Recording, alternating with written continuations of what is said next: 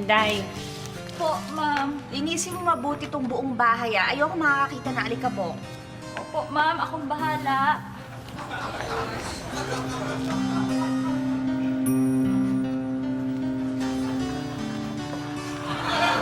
Inday, Po, ikaw ba yun? kuya. Ano po, kuya?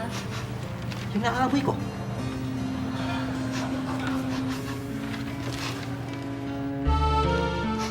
Ako yung naaamoy mo.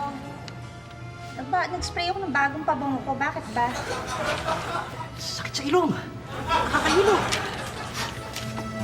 Okay ka lang. Ang mahal-mahal ang bili ko doon, oh.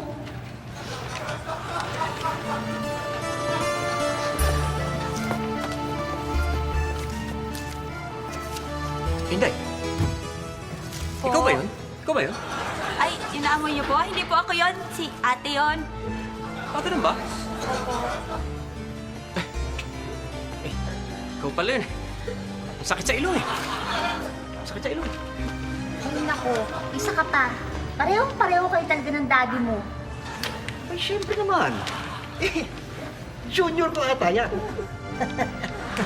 Syempre, saan ba magmamahal yan kung sa akin? Oo naman. Syempre, kay daddy. Ay, oh, ate, alam mo, pati nga sa style, pareho-pareho ko yan talaga sila.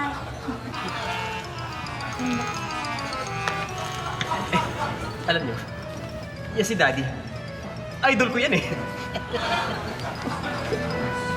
Kaya naman pala ganon. Lahat ng kilos niya, pati pananalita niya, pati yung mga paborito niyang pagkain, paborito mo rin. Kaya proud na proud ako dito. Ha? Sa lahat ng bagay, nagkakasundo kami. Oo naman, di ba, daddy?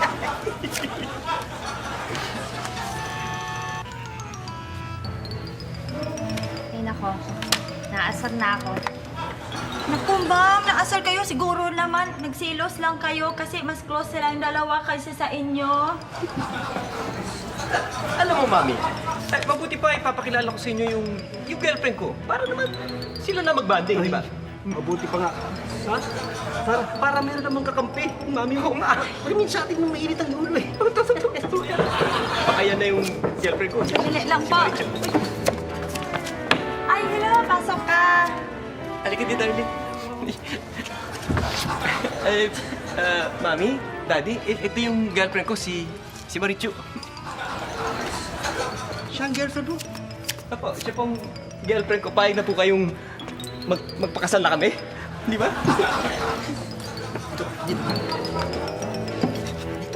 Hindi ko papayag, ha? Girlfriend ko ito eh. Girlfriend ko yan, daddy.